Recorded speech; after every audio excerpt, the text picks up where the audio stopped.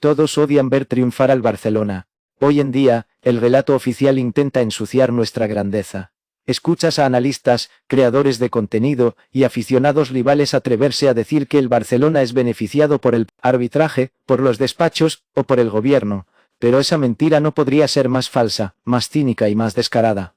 La realidad es que el Fútbol Club Barcelona es el único club del planeta que literalmente ha tenido que soportar bombardeos a sus oficinas, el fusilamiento de su presidente, robos descarados de sus estrellas, persecución política y opresión cultural, mientras otros nacieron bajo el ala protectora del poder. Nosotros tuvimos que aprender a sobrevivir en las catacumbas. Así que prepárate, porque hoy te voy a contar la verdadera historia oscura del Barcelona. Esa que no te van a contar en los documentales oficiales, ni en las televisiones de la capital. Somos los herederos trágicos de una persecución que intentó borrarnos del mapa. Para entender nuestro ADN de resistencia hay que viajar a 1925, bajo la dictadura de Primo de Rivera. El Camp de les Corts, nuestro antiguo hogar, se llenó para un partido homenaje al Orfeo Catalá. Antes del pitido inicial, una banda de la Marina Británica interpretó la Marcha Real Española. Espontáneamente, un rugido de disconformidad nació de las gradas. Una atronadora pitada y abucheo al himno resonó en todo el estadio. La respuesta del régimen fascista fue implacable. Clausuraron nuestro estadio por 6 meses y pusieron la mira sobre el Plexa, hombre que lo había iniciado todo. Nuestro fundador, Joan Gamper. A Gamper lo acusaron de promover el nacionalismo catalán. Las autoridades le dieron un ultimátum. O se iba del país, o las consecuencias para el club serían definitivas. Lo echaron de su propia casa, exiliado en su Suiza natal. 2. Cuando finalmente le permitieron regresar, lo hicieron bajo condiciones humillantes. Tenía prohibido cualquier contacto con el club de sus amores. Imagina que te prohíban mirar al hijo que viste nacer. Esa distancia, sumada a la crisis financiera de 1929 que lo dejó en la ruina, hundió a Gamper en una depresión severa y oscura. El 30 de julio de 1930, Joan Gamper se quitó la vida. Nos quedamos huérfanos.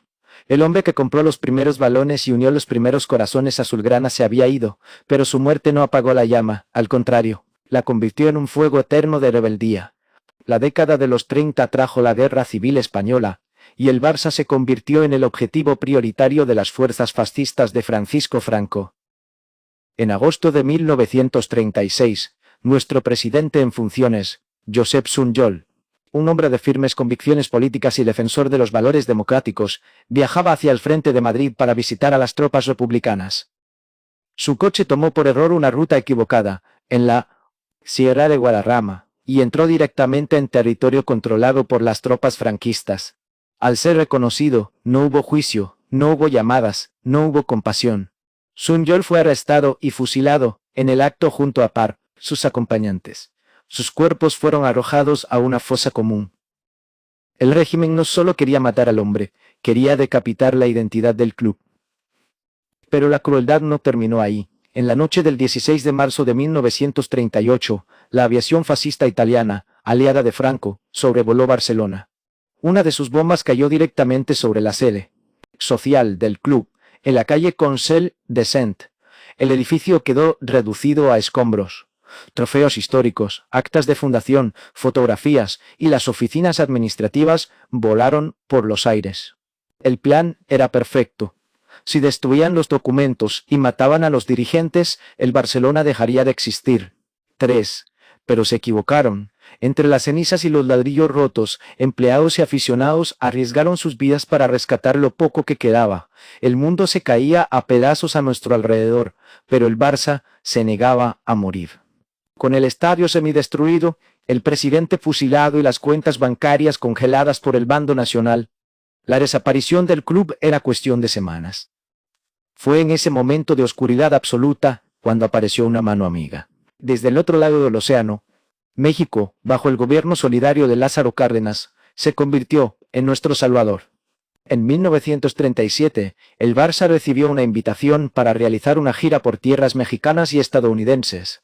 Aquella gira no fue un viaje de pretemporada común, fue una misión de supervivencia humanitaria. Los estadios en México se llenaron para ver al equipo catalán, recaudando $15,000 de la época.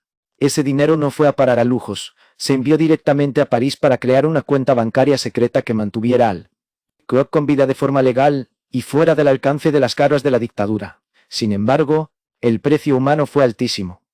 Cuando la gira terminó y el barco debía regresar a la España rota por la guerra, la plantilla se fracturó. Solo 4 futbolistas decidieron volver a casa a enfrentar el horror. El resto de los jugadores prefirió el camino amargo del exilio en México y Francia antes que someterse al silencio y a la censura del nuevo régimen. El Barça sobrevivió en los despachos gracias al dinero mexicano, pero perdió a su equipo estelar en el campo de juego. Con la dictadura ya establecida, el fútbol se convirtió en una herramienta de propaganda para el Estado. Llegamos a 1943, en las semifinales de la Copa del Generalísimo. En el partido de ida, en Les Corts, el Barcelona dio una exhibición de orgullo y fútbol, aplastando al Real Madrid por 3-0. 4. Catalogando el ambiente de Barcelona como hostil y preparando un clima de guerra para la vuelta en Chamartín. Lo que sucedió el 13 de junio de 1943 en Madrid es la mentira más grande del fútbol español. El ambiente era un hervidero de odio insostenible, pero lo verdaderamente tétrico ocurrió en la privacidad del vestuario visitante antes de que rodara el balón. La puerta se abrió y un alto cargo de la seguridad del Estado, escoltado por la policía armada, entró a dialogar con los jugadores del Barça. El mensaje fue corto, frío y devastador.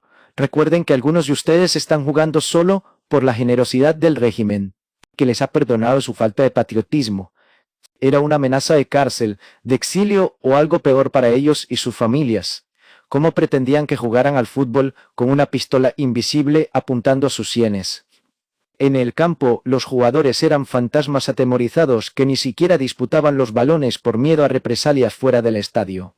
El resultado final fue un absurdo 11-1 a favor del Real Madrid. Un marcador que el madridismo saca a relucir con orgullo, pero que la historia universal reconoce como el partido de la vergüenza y la coacción militar. A inicios de los años 50, el Barcelona dominaba el fútbol español con el mítico Ladislao Kuala, pero la directiva azulgrana quería dar el golpe definitivo en el tablero mundial. En 1953, el club puso sus ojos en un joven argentino que estaba maravillando al mundo en las filas de Millonarios de Colombia, pero cuyos derechos legales aún pertenecían a River Plate. Alfredo Di Stéfano. El Barça hizo las cosas de manera impecable. Viajó a Buenos Aires, negoció formalmente con River Plate, pagó el traspaso y trajo a Di Stéfano a Cataluña. El astro argentino llegó a Barcelona, se vistió con la ropa de entrenamiento azulgrana, disputó partidos amistosos de pretemporada y se instaló en la ciudad. El destino del fútbol mundial estaba sellado. O eso creíamos. El éxito inminente de un club catalán nos sentó bien en las altas esferas del poder central. Justo cuando se iba a tramitar la ficha federativa, la Federación Española de Fútbol, controlada por hombres afines al régimen, bloqueó el fichaje alegando un vacío legal debido a la situación contractual de Di Stéfano con el club colombiano. Mientras el fichaje estaba congelado por burocracia estatal, el Real Madrid entró en escena bajo el amparo directo del gobierno. Tras meses de presiones políticas inauditas y un juicio sin fundamentos deportivos, la Delegación Nacional de Deportes emitió un veredicto salomónico e insólito. Di Stéfano tendría que jugar 4 temporadas en España, alternando 2 años en el Real Madrid y 2 años en el Barcelona de manera intermitente. Era una propuesta ridícula y humillante para la dignidad de nuestra institución. El Barcelona, asqueado por la intromisión gubernamental y entendiendo que las cartas estaban marcadas desde el principio, prefirió renunciar por completo a los derechos del jugador. Así fue como la mayor estrella de la historia del Real Madrid no llegó a Chamartín por astucia directiva, sino gracias a un atraco de despacho orquestado por el mismísimo Estado. Bajo la implacable losa de la dictadura, la lengua catalana fue prohibida en las escuelas, en la radio, en los periódicos y en las calles. El régimen buscaba la homogeneidad absoluta a base de miedo y encarcelamientos. Pero había un solo lugar en toda la geografía española donde el poder del dictador no podía controlar los miles de susurros que se convertían en gritos. Ese lugar era el Camp Nou, inaugurado en 1957. El estadio no era simplemente una estructura de hormigón para ver rodar un balón, se convirtió en el único santuario de libertad. Entre esas gradas, la gente podía hablar, cantar y expresarse en su lengua materna sin el temor inmediato de ser arrestada por la policía secreta. 6. El Camp Nou era el parlamento clandestino de un pueblo oprimido. Aplaudir al Barça era una forma segura y colectiva de abofetear al centralismo opresor. Fue en esa atmósfera de resistencia donde cobró vida y sentido absoluto nuestro lema. Ad eterno, més que un club, No era marketing, era una verdad social y política necesaria para sobrevivir. Por todo esto, cuando escuches hoy en día las campañas mediáticas que intentan colocar al Barcelona en el lugar de los privilegiados, sonríe con orgullo y recuerda de dónde venimos. Ser del Barça nunca ha sido el camino fácil. Ser culé implica jugar con la corriente en contra, sabiendo que los errores propios se magnifican y que los aciertos ajenos se protegen desde los despachos del poder. Nuestros títulos no están manchados de favor oficial. Están limpios, ganados a base de talento, sudor y una resiliencia inquebrantable que se heredó de aquellos que levantaron el club tras las bombas. Ser culé es, por definición, un grito de rebeldía contra la injusticia, un acto de resistencia cultural y la valentía de dar la cara ante el relato blanco que pretende controlar la historia. Si tú también sientes este escudo como una bandera de resistencia, si entiendes que lo nuestro va mucho más allá de 90 minutos en un terreno de juego, apoya este canal, dale seguir y déjame abajo en los comentarios tu respuesta. ¿Por qué te identificas tú con el Barcelona? ¿Qué significa para ti ser parte de esta hermosa resistencia? Te estaré leyendo con atención, porque este club se defiende siempre, y recuerden que somos y seremos siempre